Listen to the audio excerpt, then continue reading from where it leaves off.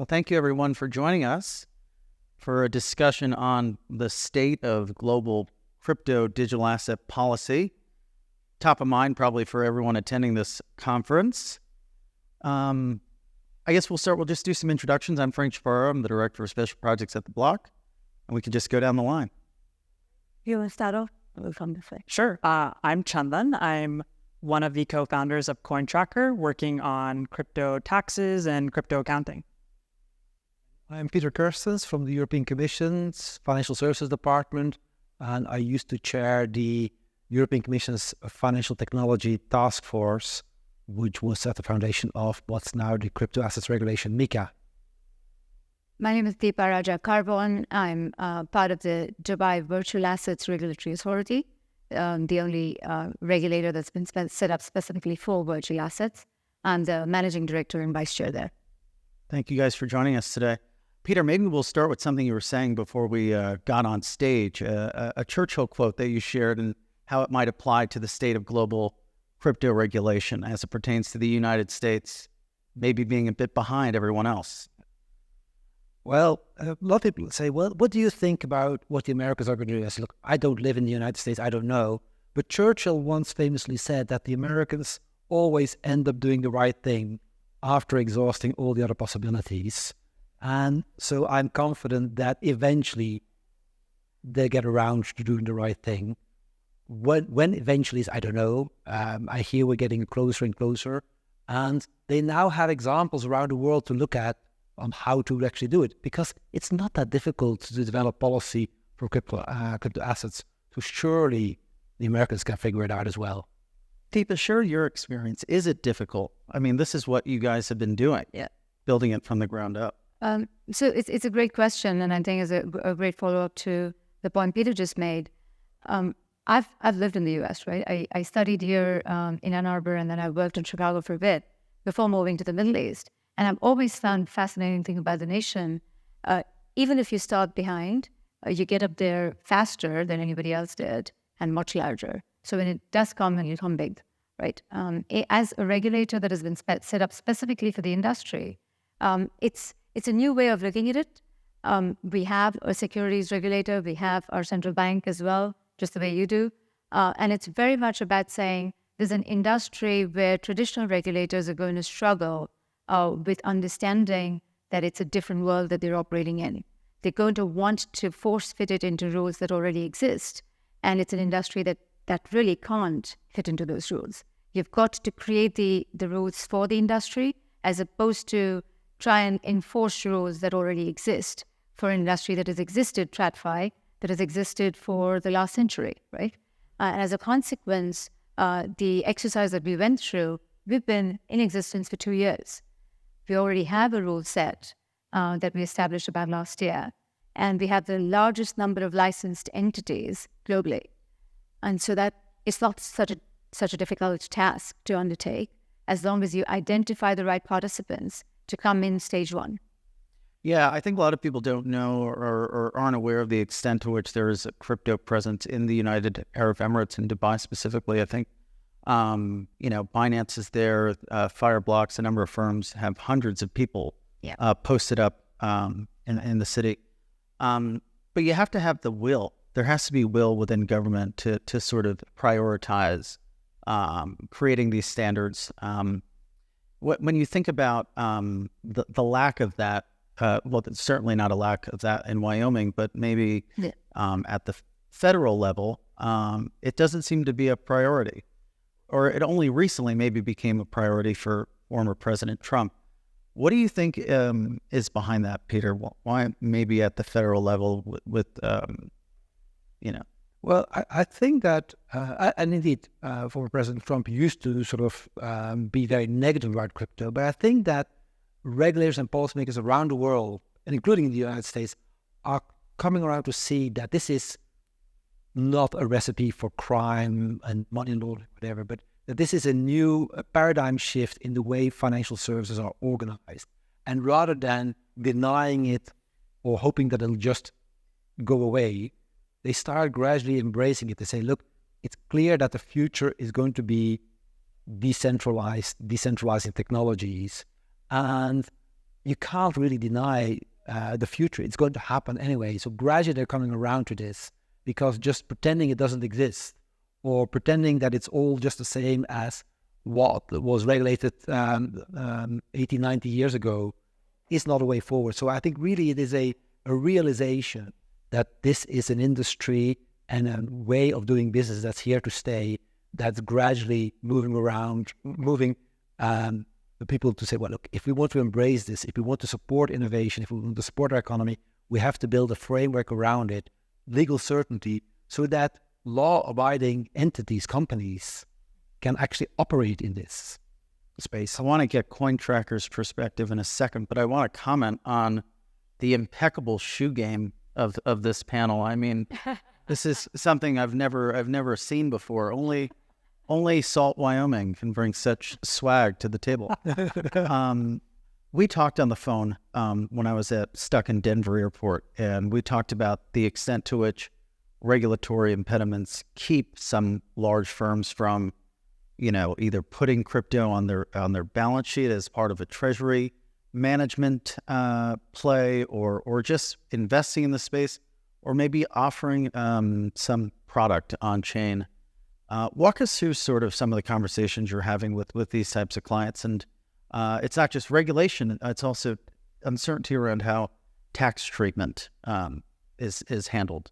Totally. Thanks for the shoe compliments. I would say that you're probably last, but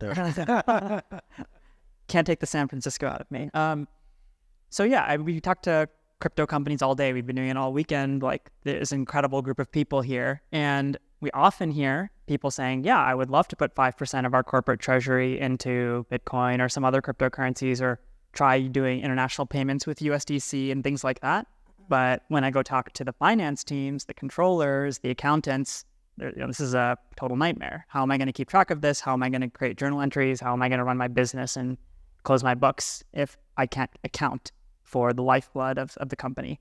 So we hear that a lot, and that's kind of what motivates us to build better tools to make companies be able to really easily account for their crypto. But also I think there's like the regulatory component, like you're saying as well, and making sure that the IRS or other tax authorities internationally are understanding, hey, like Deepa said, these are new assets. Here's how they work. Here are the rules that make sense for these types of virtual assets. Let's make the rules very clear and understandable so that people can follow them. That creates more business opportunities. And maybe the final point I'd make here is, to go beyond just pure speculation and really have crypto take off in a mainstream big way that drives money forward. We want both businesses and consumers to be able to use crypto in a meaningful way. And that means making it easy for businesses to account for crypto and making it easy for users to be able to comply with the tax rules. And that's like a win-win for the government. It's a good motivator to get government and regulatory people on board with crypto. It's like, this is actually a major way for you to earn tax revenue. Now, what advice would you lend to these two regulators and their counterparts in the United States? I don't know if I, the best bestower of wisdom on these things, but I think like Peter and Deepa are like very reasonable, awesome people thinking about crypto and how it can be used to grow business, grow the economy, help people out. So like, I think it's maybe like one thing that comes to mind is taking a first principles approach around what are people actually trying to do here? How is it helpful? What are the use cases? And how can we help people innovate in a way that still keeps out the fraud, keeps out the scams? Like, no one wants that. No one in the crypto industry wants that either. But not just saying, okay, we have these rules from, 1 century ago and we're just going to continue applying them. Like, there was no internet then. There were no digital assets then. There were no blockchains then. So yeah, I think just taking a first principles approach, seeking to understand, and then yes, like keeping us safe, making rules. We all want that. We all want good, safe regulation. So having that kind of first principles ethos, I think, goes a really, really long way. I also think that, you folks probably see the opportunity, right? I mean, us here in the States, we already have our Apple and Google and Facebook. And so, maybe we're not so keen or certain people aren't super, going to be as involved in the space as you folks might be, given that, Europe and EMEA wants the next Google, wants the next Amazon. Here, we often hear of crypto companies going to, or talking about, lamenting about how they go to the regulators and they sort of are closed off from them and they don't get any feedback. Walk us through, what does it look like in with Vara in terms of like companies sort of coming to you and engaging with you? What does that dialogue look like? So you made 2 points here, and I want to address both of them, right? The fact that people see crypto as a vertical, as one industry, as opposed to as a horizontal, right? It's pretty transversal across anything to do with Web3, blockchain, metaverse, AI, right? That's number one. And number two is across any industry. If you think of the commodity sector with its gold or its real world assets, real estate, etc. So there is an element of trying to understand how technology can cater for every single traditional economy industry that evades traditional finance regulators, right? So they still tend to think of it as a silo. And that's a big differentiator in the world of crypto, number one. Number two is talent migration. Everybody talks about it today. And you can see post-COVID, it's a very different world out there. Yeah. So it's about not catering, becoming the jurisdiction of least resort, trying and getting them now. And, maybe in 5 years' time, when somebody else has a better regulation, they move. It's great for economic impact for the immediate term, but it's certainly not sustainable, right? So that's number two. Those are two things that I would think about. I mean, we have thought about. And this is one industry that you want to create regulations that can be interoperable, that can be passportable, and that any other jurisdiction would be comfortable saying, okay, that's a stamp of approval, right? That makes sense. A lot of people want regulatory clarity, but I think one thing that you have to be careful with is not easing regulation too much, Exactly. ensuring that, Absolutely. I think when a lot of people think about regulatory clarity, it's really just being able to do whatever you want. So how do you ensure that Right. there are those parameters Yeah. and safeguards to keep investors safe? And so in that sense, VARA licenses are difficult to get. Right? They're it's not a closed-door policy. We're happy to have a conversation with anybody from the industry. And when you find a lot more TradFi players coming in, banks coming in to have the discussion with you, you know you've got something right. So it does take a while to get that license. Obviously. Well, of course, regulation really comes in where the market kind of fails, where the market doesn't deliver the right outcomes. So you have to sort of, when you look at how we're going to regulate this, you can do it either from an industrial policy point of view, like you want to attract the business, you want to create, in our case, a European champion, which was not the motivation of MiCA. What the motivation of the MiCA regulation was, well, we saw that European investors, consumers were interested in crypto. And we didn't judge, we were pragmatic about this. Some of our regulators issued warnings saying, you're going to lose all your money, this is very volatile, don't do it. But the more warnings regulators gave, the more people wanted to engage with it, a bit like children. If you told them not to do something, they'll do it.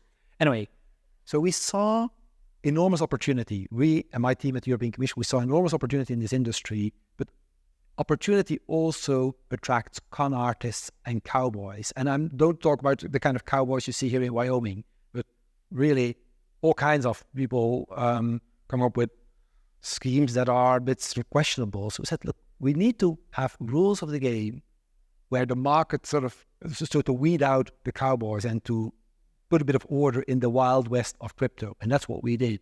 So that European consumers and investors that want to engage in crypto, or European companies or other companies that want to engage in the European crypto market, can do so in the regulatory sunshine without being sort of seen as being engaged in something seedy or criminal or whatever. And then the rules are fairly basic. When it comes to issuance, it's disclosures. What it is, what are you selling? Be truthful about what you're selling. Don't use boilerplate language. I hear a lot of boilerplate language today and yesterday about all kinds of things people are creating, which I said, look, you'll never pass regulatory scrutiny with these kind of stories because you're just making promises that you can't hold up. So disclosures on stable coins is also how you manage the reserves and so on. But the main focus of MiCA is what I would call the crypto asset service providers regime, the brokers, the trading venues, the advisors, the custodians, because these are the people that normal consumers and investors are exposed to, they'll deal with. Investors don't really deal with the issuers. They deal with service providers, with intermediaries. We basically provided a framework where these people can come in, get licensed based on prudential requirements, market conduct requirements. But once you're licensed in any member state of the European Union, you are free to do business across the European Union.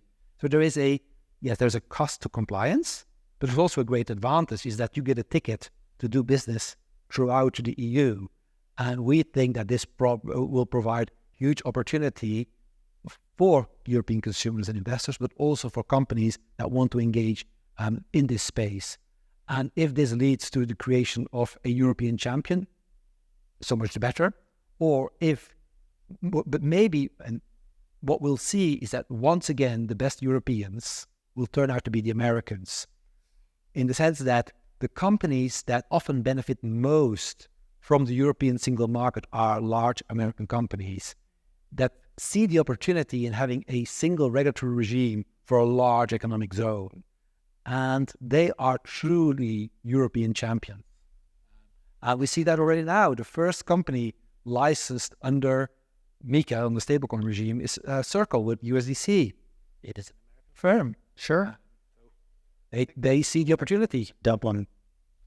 Not sure if they do anymore. And then you also get that sort of stamp of approval, whether you're a firm registered with the European Commission or with VERA, and you have maybe institutional customers or clients here in the States, they can see that you're at least being held accountable to someone. Yeah. But how much does that, how far does that go in terms of making folks comfortable based on the conversations you might be having? I think definitely when we talk to different folks in the space, being regulated is a good thing. Like, people like to see that. Like, who's your regulator? What standards are you complying to?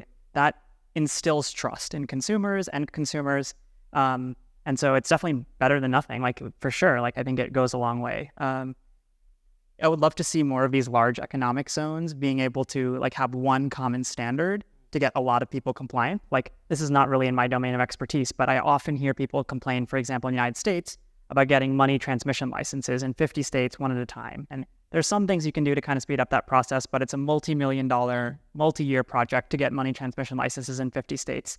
That is really hard. That's a huge barrier to entry for startups. It reduces innovation. It makes it worse for consumers to get their products. It would be way better if there were a simple way to do that in all 50 states at once, or at least have certain kinds of ways for innovators to do small level experimentation and prove out an idea before they hit some threshold and then have higher regulatory bars. So I would love to see more things like that enable small amounts of innovation and allow people to have common standards in broad zones. Your answer made me think of 4 more questions, so hopefully we have time to get through it.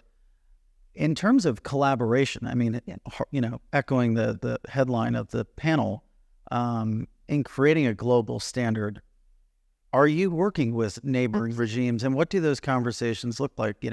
Comparing notes or copying homework, as it were? It's actually been an incredibly interesting journey for me, right? This is my first time as a regulator, and whether it's Japan or Hong Kong or Singapore or the EU, right? You had the UK as well.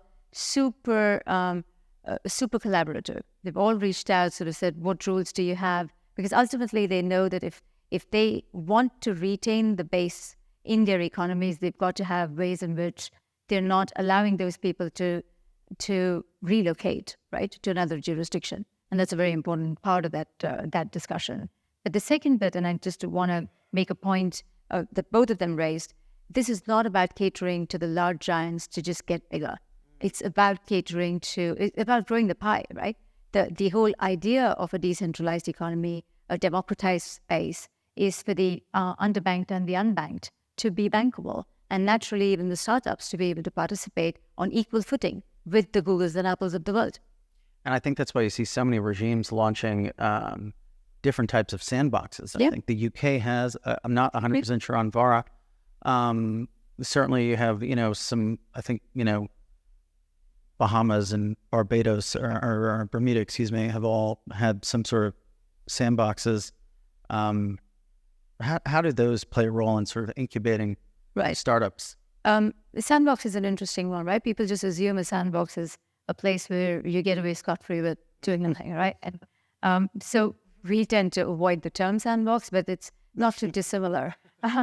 our regulations, while we set up the rule book without actually having any market participants at the time, we also understand that as we observe behaviors of the market, you've got to adapt those rules. Those rules are great in theory. It may not actually practically work. And so that level of evolution of regulation with innovation is something that we bring in a key set of participants where we observed good behavior. We think they're like model citizens, if you will, of the ecosystem, and then invite them in and say, okay, now we want to modify the custody rules, right? What should that look like? And one way of looking at regulations is saying, gosh, this is gospel, it can't change, it's going to sit there gathering dust. Or to say, it's okay, we've just drafted the first round, and we should be able to evolve it with time. And that's kind of the process we are going through right now. One interesting point you made was how the technology doesn't just touch one category, right? And that makes it difficult to apply old laws to the new technology, but also the market structure is very different. When you think about the way in which many of these firms operate, they operate as exchanges, while it's also operating as asset managers and prime brokers, which I feel like speaks to the point of you kind of have to approach it differently. Yeah. And everyone wants to do custody. Yes. So that's another thing. And we did approach it differently because in traditional finance, combining all of these activities in the same company is often prohibited. Yeah.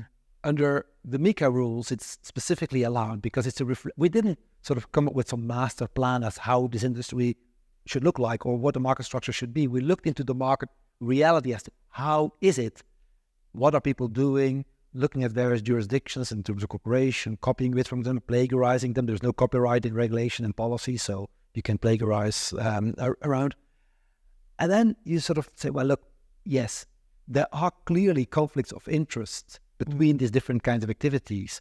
So we require companies to identify them. So if you are engaged, if you're a trading venue, but you're also a broker and you're a custodian, you will have conflicts of interest, which you have to identify, you have to report to the regulator, and you have to demonstrate to the regulator how you're mitigating and how you're handling this. Because if you are a company that has all of these activity lines and you say, I have no conflicts of interest, you're lying. That's true. Do you guys have any conflicts of interest at CoinTracker? You're making me think about it. I know. Nothing to publicly disclose right now. So let's think towards the next, 6 months. There's obviously a lot that's going to happen with MiCA and as well as the election here in the States. What are you anticipating? And everybody can share their view. The next 6 months is going to be definitely quite game-changing in terms of our regulations and where it's headed, because we will get to a place where we'll probably reach by the end of the year 300-odd companies under our jurisdiction, which is significant, right? I didn't even realize there's that many crypto companies. So the number of legacy firms we had were over 1,000. So we had to shut down quite a few over the course of the last couple of years, right? But that then means these are not companies that are catering to the 6 million people of Dubai. They're catering to the rest of the world. What are the risks that you're creating that are naturally going to get transferred to other jurisdictions, and are you taking responsibility for that? So that's quite a dramatic discussion to have. Right. I see really two things. One, in Europe, all of the regulators need to come to grips with the reality that they'll have to supervise these entities. And it's not that the process of MiCA was very consensual. These were hard negotiations with 27 member states and the European Parliament that had widely divergent perspectives, from being completely crypto maniac to being very crypto hostile. Mm-hmm. And all permutations of ideas and perspectives you can have on crypto were reviewed in the years we were negotiating over this. This is the result. And so now those who were very, very much in favor have to come to grips with the fact that there are rules which they didn't necessarily like. They have to comply with them. And those that were very anti-crypto will have to come to grips that you have to license these companies. You have to set up a system to allow them in, to regulate, to supervise them. And this requires people who are very skeptical about crypto to engage with it. And there is no better way to learn about it about crypto and blockchains than to engage in it and see what's going on. And once you engage with this industry, you'll see very fascinating ideas, very promising ideas. You see a lot of, excuse my French, bullshit as well. But you shouldn't sort of say this is all nonsense if you don't engage with it. Engage with it and you'll learn and you'll see, you can be able to tell the good from bad. So I think that is really the focus, getting our regulators ready so that all the rest of MiCA, the stablecoin part is live already, but the rest of MiCA will come live at the end of the year. That's the focus. And then the rest, I think, what will happen in the US, the elections and the impact that will have on whether the US will set up a regulatory framework or not. I personally believe that if the US does set up a regulatory framework, which is similar, doesn't have to be the same, but is in the same line and same vein as the regulatory frameworks that are developing across the world, and it would be strange if the US would go completely the opposite direction. But if they do that, I think that will put rocket fuel into the ecosystem, and the ecosystem will massively grow. If the US does not get its act together and regulate this space, I think we're going to sort of see a long drag before this finally takes off. Totally agree with those points. Maybe the three things I'll net add. One, I wish more American regulators were like the two of you. Two is, I think the election in the United States is going to make a massive impact on the trajectory, like Peter just said. I hope that crypto becomes more of a bipartisan issue in the United States. Blockchain Association is doing incredible work to try to help make this happen. So are a lot of other people. There's no reason why it shouldn't be, but unfortunately, that just doesn't seem to have been the case so far. So I'm hoping that shifts and changes, and people just say, yeah, this is innovation. It helps Americans, it helps businesses, and get all behind it, as opposed to it becoming like climate change or the NRA or something that's just super polarizing. So really hopeful for that. And then third, in a more narrow sense, in taxes in particular, everyone is going to start getting 1099 digital asset forms in January. If you don't know what that is, you're going to start getting lots of crypto reporting from your exchanges and your brokerages. And so I think on tax in particular, people are going to get a big wake-up call that crypto is taxed and they should be compliant. Taxed? Yeah. 90% of people are exactly you, right? Why I keep getting these notices from the IRS? Yeah, you should respond to them. Now you see, the government may not want to regulate it, but they will tax it. That's true. That's coin and taxes, I didn't say. Thank you guys for taking the time.